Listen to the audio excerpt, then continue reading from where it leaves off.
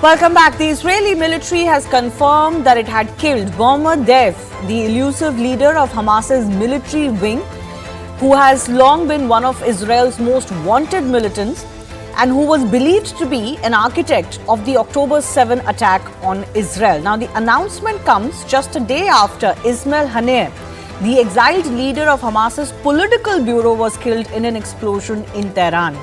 Both Hamas and Iran have blamed Israel, which has declined to confirm or deny its involvement in that. Now, Deif, who had survived several previous Israeli assassination attempts, was the #2 Hamas leader in Gaza. Israel said it killed him in a strike last month in southern Gaza's, and Israel's government had made eliminating Hamas's leadership a stated goal of the war, and his death would be counted as a major victory in that effort. Now, how Hamas's operations could be affected remains to be seen, because Israel has killed many senior commanders in the past, only to see the group swiftly replace them. Let me just confirm to you, though, how it's been a few days of great successes for Israel, though. Even if some of the announcements have been belated, and even though Israel isn't directly acknowledging its role in some of the recent assassinations. So on 13th July is when Mohammed Deif was killed. This strike took place on 13th July, has only been confirmed today. But on 30th July, Hezbollah senior commander Fuad Shukr was killed in an Israeli strike, and on the same day, the Iranian military advisor Milad Bibi was also killed in the same strike. And then, of course, the one that made global headlines yesterday, 31st July, Hamas chief Ismail Haniyeh was confirmed killed in Tehran at his residence along with a bodyguard. So, two top Hamas chiefs killed. Let's tell you more about them. Hamas military chief Mohammed Deif killed in this strike on July 13 in southern Gaza, as I mentioned. He was the architect, or believed to be one of the architects, of October 7 attack. Deif was one of the founders of Hamas's military wing, and has led the force for more than 20 years now, since the 1990s, when it was first founded. Hamas's political chief Ismail Haniyeh was killed in Tehran, and this strike took place when he was with a bodyguard of his as well.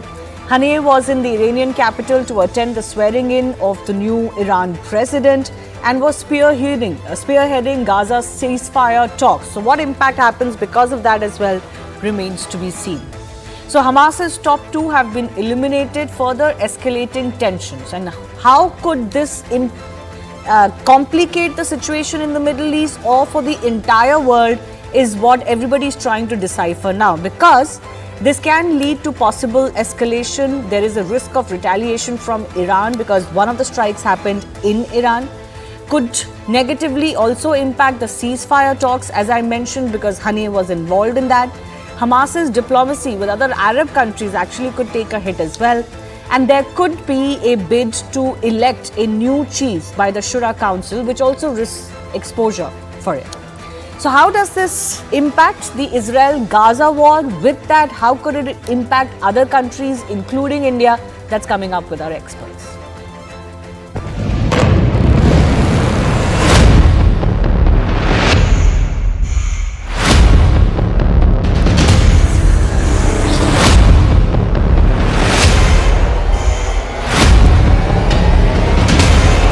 במטרה לסכל את מוחמד דף.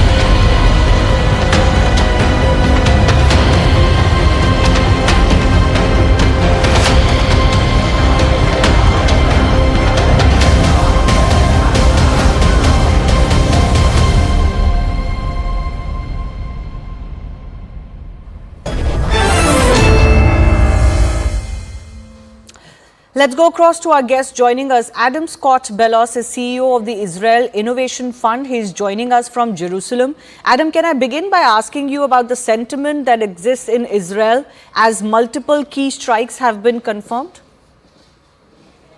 I would have to, first of all, thank you for having me. It's great to be back on CNN News 18 again.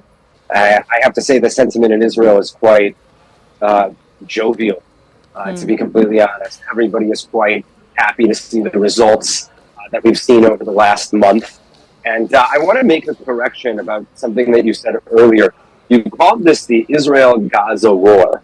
This is not the Israel-Gaza war. This is the Israel-Iran war. And this is the war that's been brewing for the last 15, 20 years, to say the least.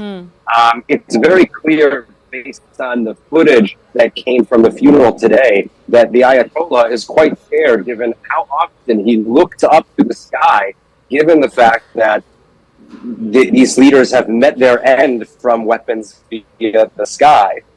Israel has made it very clear that when you attack the Jews, it doesn't end well for you. And now Israel has been able to show its strength, given the distraction of the U.S. in their elections, without any, I guess you could say, shackles on their military hands, so to speak.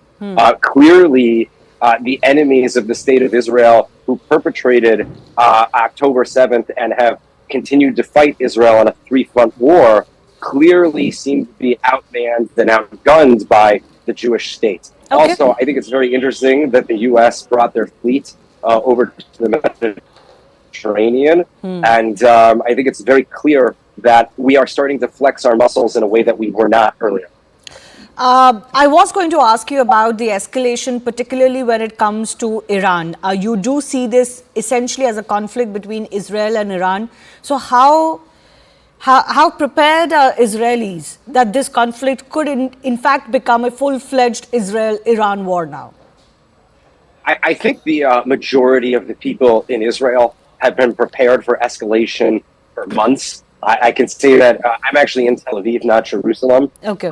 And we obviously there was the attack on Israel via Iran a few weeks ago, which was completely unsuccessful. There was a 99.9% interception rate on missiles and drones. Obviously, the drone attack recently behind me, just back here near the U.S. consulate, shook us a little bit, but it's also clear that the military plans of our enemies have not really gone as planned, and they have been quite overwhelmed by our superior fighting forces and our superior military, and what's called our QME, our quantitative military edge that our allies have always tried to ensure that we have.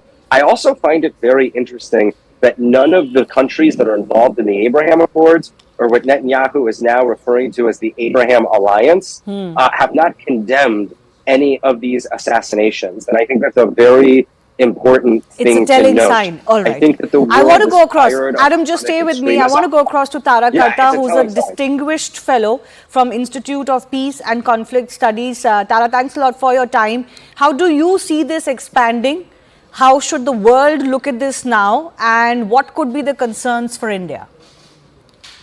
See, one can't help but sympathize with Israel in most cases, because we are going through a similar thing where we are getting by a state-sponsored actor.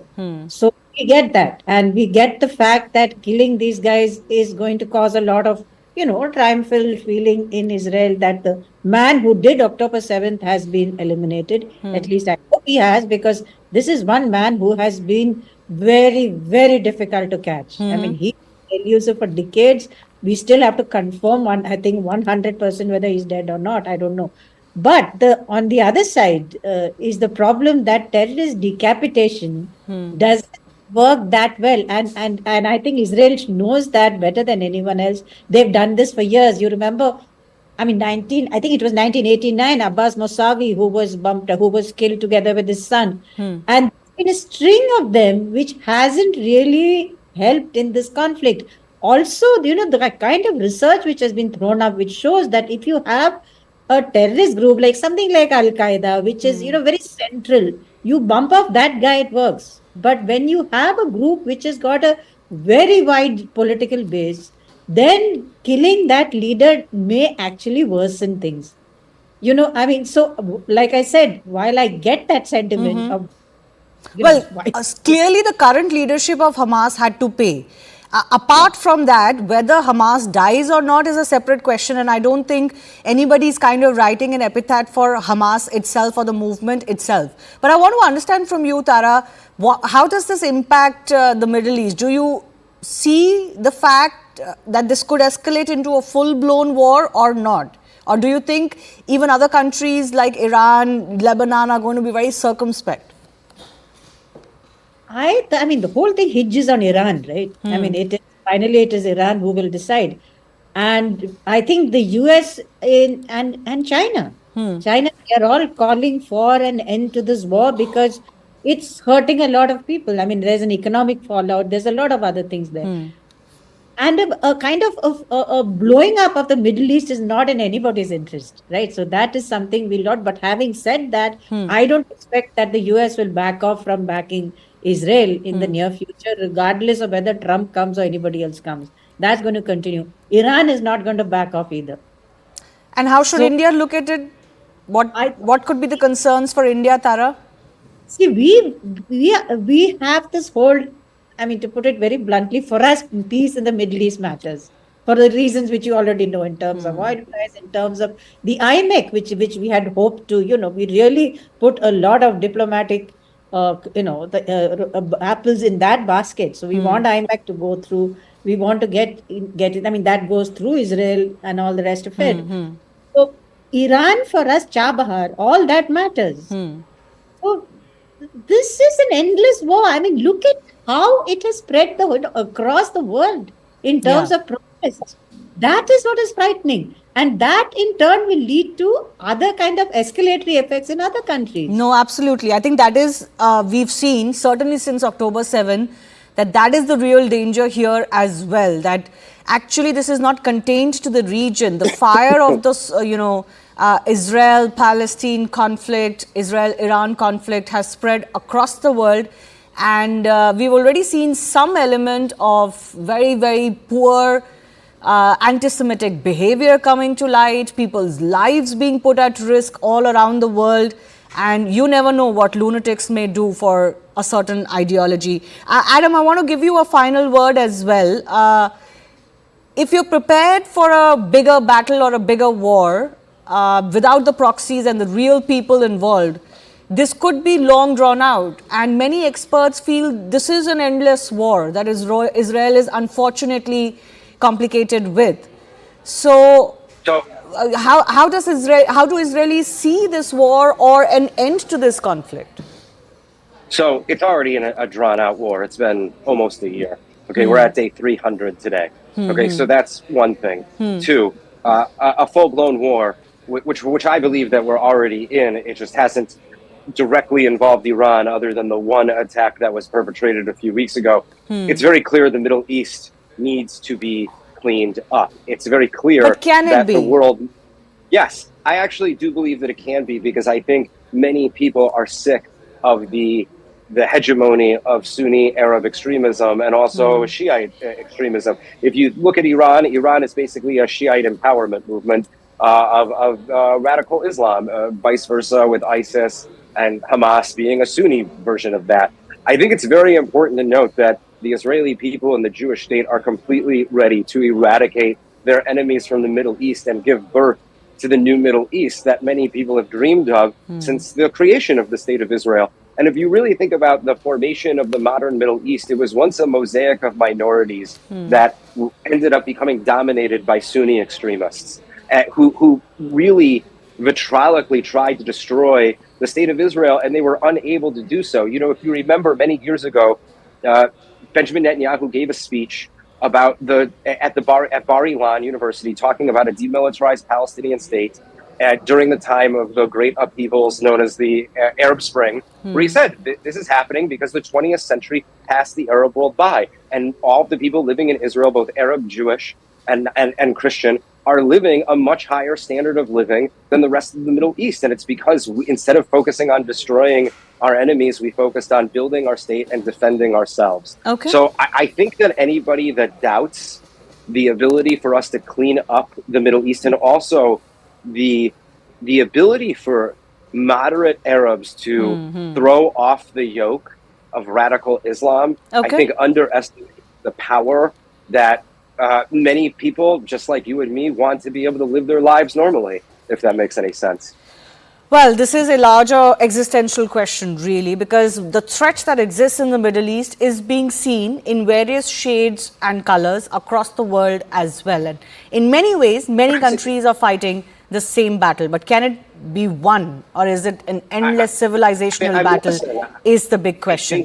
Adam, I've run out of time. I do thank you and Tara Karta for joining us. We'll, of course, keep a very close eye on the activities in the Middle East. Time for me to take your leave. The Hard Facts is coming up after a short break.